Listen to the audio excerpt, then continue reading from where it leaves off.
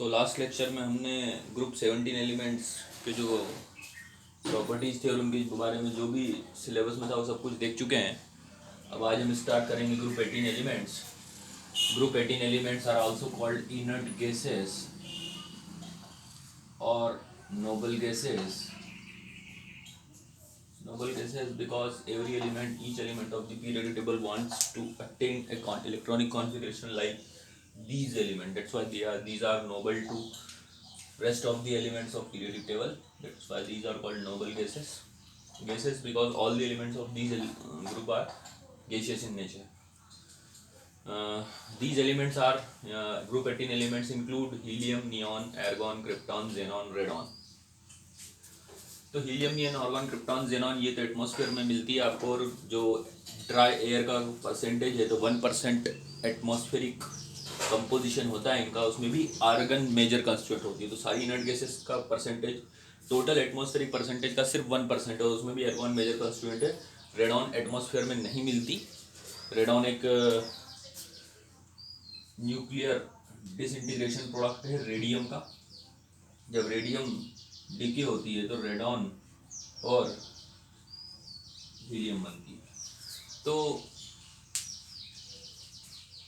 ये इनका एबंडेंस बोल सकते हैं अपन, फिजिकल ये कहाँ मिलती है। और दूसरी हीलियम कभी कभी पिच ब्लेंड जो यूरेनियम का और है या मिनरल रेडिएक्टिव मिनरल्स हैं ये जो उनके साथ भी कभी कभी हीलियम एसोसिएट होती है अर्थ क्रस्ट में। अदरवाइज हीलियम का जो मेन सोर्स है वो है नेचुरल गैस, जो एयर है उस एयर से आपको इनर्ट गैसेस को निकालना, उसमें से भी आपको फिर हीलियम को अलग से सेपरेट करना पड़ेगा। इसके बाद इनकी फिजिकल प्रॉपर्टीज़ की बात करें तो इलेक्ट्रॉनिक कॉन्फ़िगरेशन की बात करें तो इलेक्ट्रॉनिक कॉन्फ़िगरेशन आप सभी जानते हैं इनका होता है NH2 NP6। They have complete octet NH2 NP6, no doubt कोई एनामोली नहीं इसमें। इसके बाद सिर्फ हीलियम की बात छोड़ दो, हीलियम का सिर्फ होता है NH2, हीलियम का होता है NH2 क्योंकि उसमें पी सबशेल है ही नहीं, क्योंकि पहले प्रिंसिपल क्वांटम नंबर है। इसीलिए आप बोल सकते हैं कि helium is not element of P block.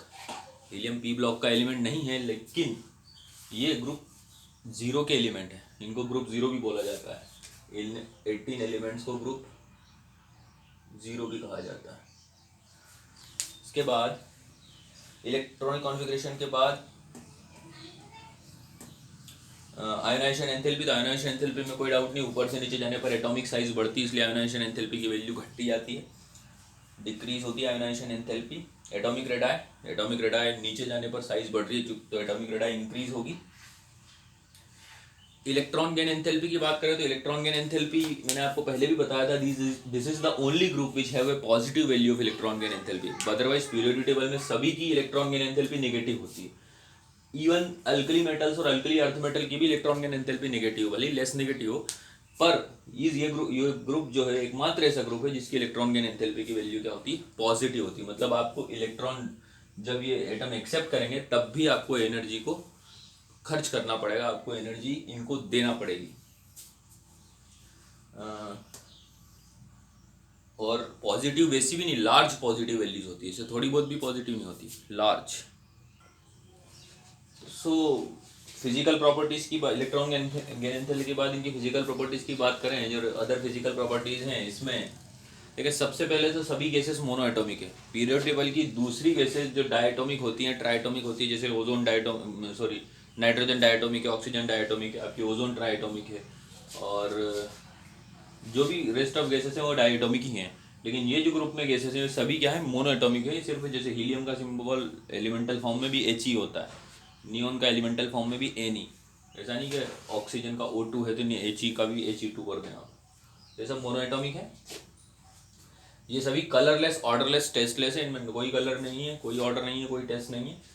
Sparingly soluble in water, बहुत ही कम सॉल्यूबल है वाटर में, और इनके मेल्टिंग पॉइंट और बॉइलिंग पॉइंट बहुत कम होते हैं।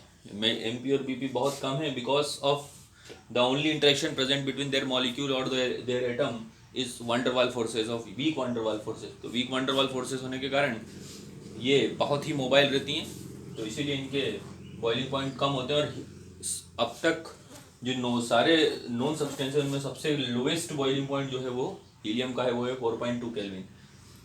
इतना ही अपन अटेंड भी कर पाए, इससे नीचे अपन आज तक जा भी नहीं पाए। हीलियम के बॉइलिंग पॉइंट से नीचे ह्यूमन अभी तक नहीं जा पाए। 4.2 केल्विन लीस्ट टेम्परेचर है जहाँ तक अपन पहुँच पाए। हीलियम का साइज छोटा होने के कारण, बिकॉज आप देख रहे हैं दूसरे नंबर का एलिमेंट है, हाइड्रोजन में फिर भी जो दो एटम है वो इस तरह से जुड़े रहते हैं कि इसकी साइज़ थोड़ी बड़ी हो जाती है, लेकिन हीलियम की साइज ऐसी है तो ये इस साइज से इतना छोटा है। तो इसकी इतनी छोटी साइज होने के कारण इसमें एक अनयूजुअल टेंडेंसी होती है, वो होती है डिफ्यूजन की। तो जो नॉर्मल लेबोरेटरी सब्सटेंस आप यूज़ करते हैं, ग्लासवेयर, ग्लास है आपका, रबर है, प्लास्टिक है, उनके इंटर मॉलिकुलर स्पेस में से, इंटर एटॉमिक स्पेस में से क्रॉस हो सकती है। तो जब आप एक ग्लास के कंटेनर में हीलियम स्टोर करके क्लोज कर देंगे उसको, तो आप देखेंगे आपने शाम को रखी, सुबह उसमें हीलियम होगी नहीं, बिकॉज सारी की सारी हीलियम डिफ्यूज हो जाएगी। इसीलिए इसको स्टोर करने के लिए स्पेशल टाइप के कंटेनर यूज़ किए जाते हैं। तो helium has unusual property of diffusion through laboratory material such as rubber, glass और प्लास्टिक। अब आते हैं अपन इसकी केमिकल प्रॉपर्टीज़ पर। सो केमिकल प्रॉपर्टीज़ में हम ये बोल सकते हैं कि जो नोबल गैसेस होती हैं लीस्ट रिएक्टिव होती है, और उनके लीस्ट रिएक्टिव होने के दो कारण हो सकते हैं। हम दो कारण को बता सकते हैं। तो एक तो ये complete electronic configuration of their valence shell, उनके वैलेंस शेल का इलेक्ट्रॉनिक कॉन्फ़िगरेशन कंप्लीट है, NH2 except helium which has 1s2 configuration which is also complete. दूसरा कारण है their high value of ionisation enthalpy and large positive value of electron gain enthalpy. High value of ionisation enthalpy और electron gain enthalpy की बहुत ज़्यादा large positive, ये दो कारण के कारण, मतलब ना तो उनको इलेक्ट्रॉन देना है, because if you want electron you have to pay much more cost of energy, आपको बहुत ज़्यादा एनर्जी देनी पड़ेगी, और उनको इलेक्ट्रॉन आपको देना है, मतलब वो आपको इलेक्ट्रॉन देगी नहीं क्योंकि आयनाइजेशन एंथैल्पी ज़्यादा है, और अगर आप उनको इलेक्ट्रॉन देना चाहते हैं तब भी आपको एनर्जी का खर्च करना पड़ेगा।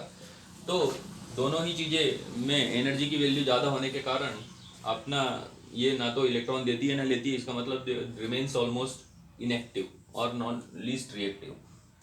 पर 1962 में नील बर्टलेट है, ब्रिटिश कोलंबिया यूनिवर्सिटी का साइंटिस्ट था, इसने सोचा, ये कंपाउंड प्रिपेयर करा था डाइऑक्सी प्लेटिनम हेक्साफ्लोराइड।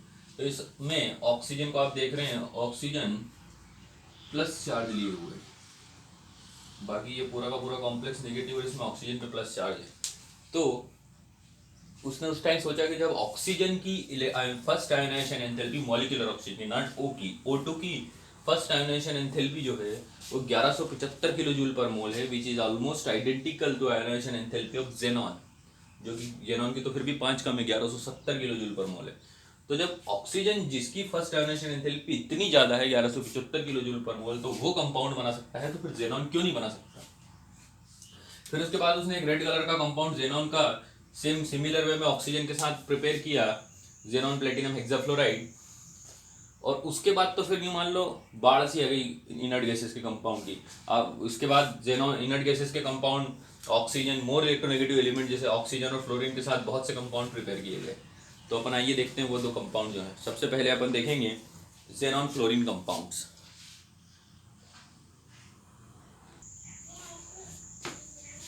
तो जेनॉन के साथ क्रिप्टॉन भी कुछ कंपाउंड बनाता है, जबकि वो खास स्टेबल नहीं, और एर्गॉन, नियॉन, हीलियम तो कोई कंपाउंड ही नहीं बनाते। हीलियम, नियॉन, आर्गॉन इनके कोई खास कंपाउंड नहीं बनते, because they have much more value of ionisation enthalpy. तो जेनॉन के फ्लोरीन देखें, xenon fluorine compounds which are known as fluorides.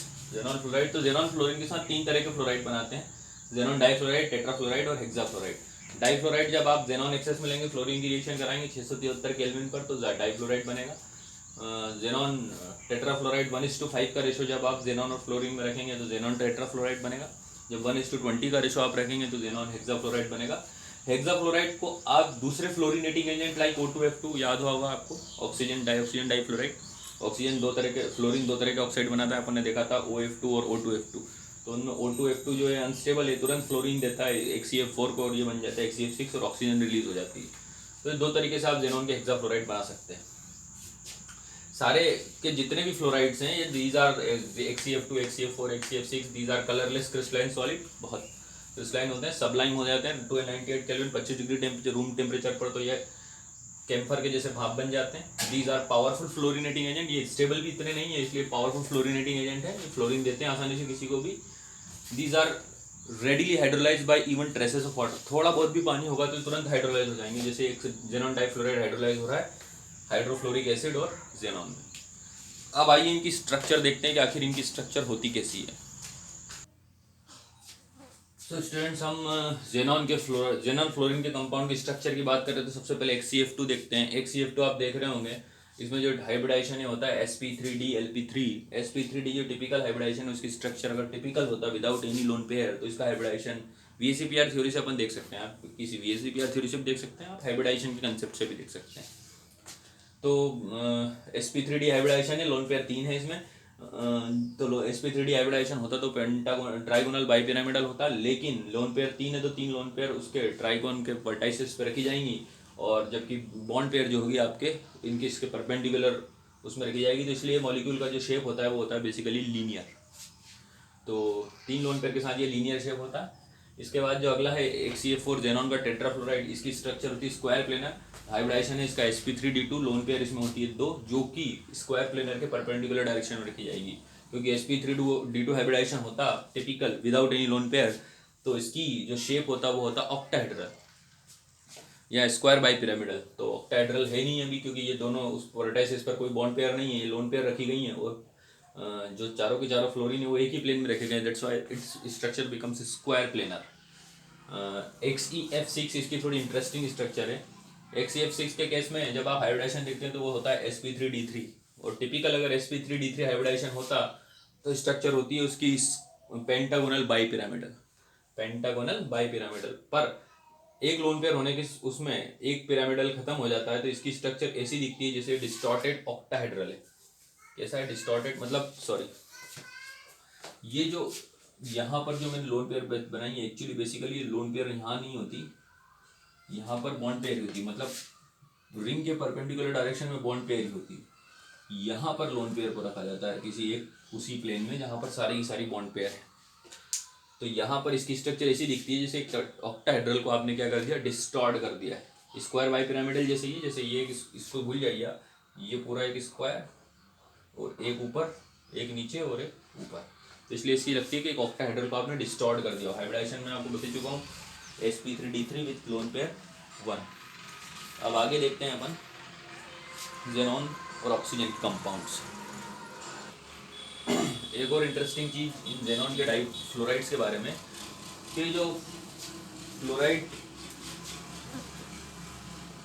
कुछ फ्लोराइड कंपाउंड के साथ ये इस तरह की रिएक्शन दिखाते हैं कि उसमें जो सामने वाला जो अगर जो फ्लोराइड एक्सेप्टर है, फ्लोराइड आयन एक्सेप्टर है, वो एनायन बनाता है, जबकि ये जेनॉन के कंपाउंड क्या बनाते हैं, फ्लोराइड केटायन बनाते हैं। जैसे यहाँ पर HCF2 PF5 को एक फ्लोरीन एनायन देता है तो ये बन जाता है PF6 नेगेटिव, और जो रेस्ट ऑफ द जेनॉन का कंपाउंड बचा है HCF, ये बन जाता है केटायन। तो जेनॉन के कंपाउंड केटायनिक स्पीसीज होते हैं, जबकि जो फ्लोराइड आयन एक्सेप्टर ये कैसा काम करते हैं, एनायनिक फ्लोरो एनायन बोलते हैं इसको, फ्लोरो एनायन बनाते हैं।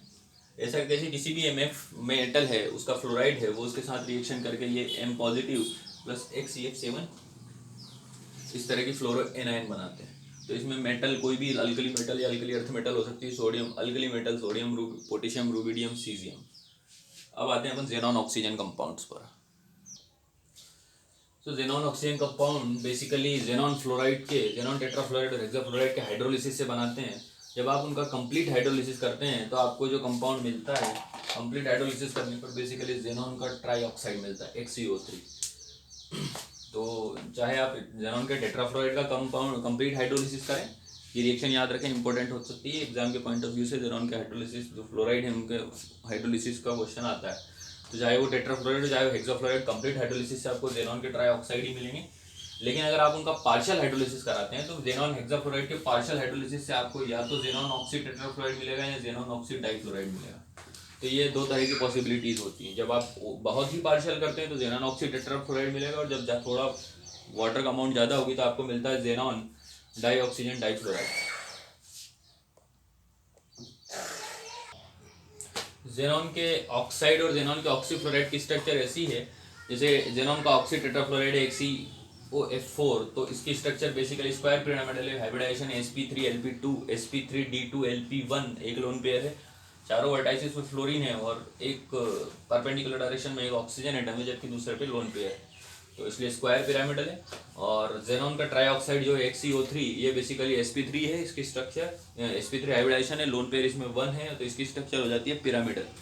तो ये दोनों ज़्यादा इंपॉर्टेंट यही है, बाकी जो दूसरा है XeO2 F2 उसकी स्ट्रक्चर ज़्यादा कोई खास नहीं है। अब अपन देखते हैं आइए इनकी uses.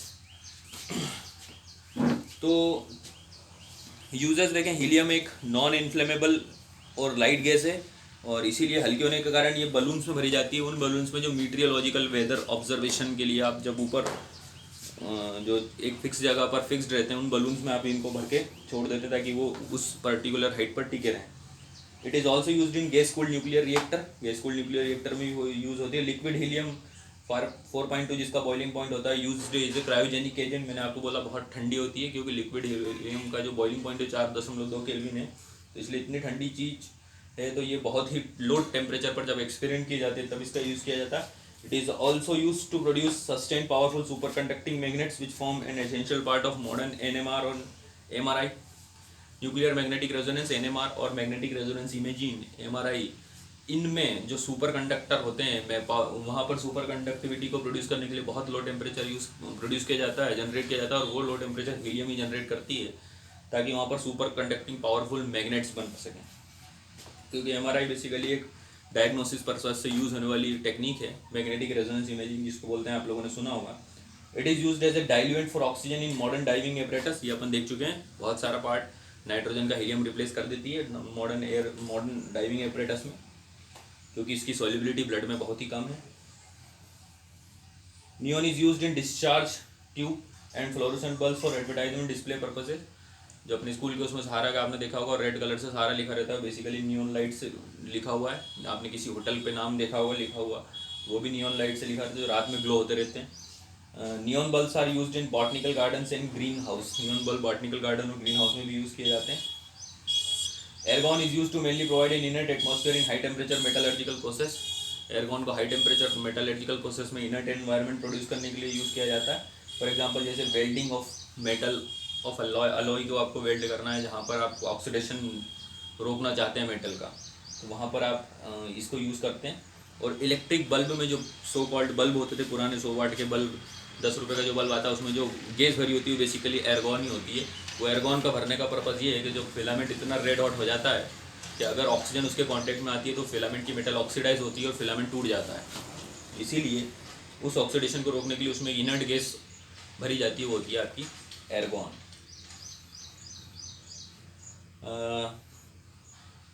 It is also use in laboratory for handling substance that are air sensitive. वहाँ भी आर्गॉन यूज़ की जाती है जब लेबोरेटरी में कोई ऐसे सब्सटेंस को आप हैंडलिंग कर रहे हैं जो एयर सेंसिटिव है। दूसरा, there are no significant uses of xenon and krypton. कोई खास यूज़ नहीं है। They are used in light bulb design to special purpose. जो बहुत ही ज़्यादा स्पेशल पर्पस से लाइट बल्ब बनाए जाते हैं, उनमें यूज़ की जाती है। इसी के साथ आपका P ब्लॉक एलिमेंट्स फिनिश हुआ। अब आगे हम देखेंगे D और F block elements. Thank you.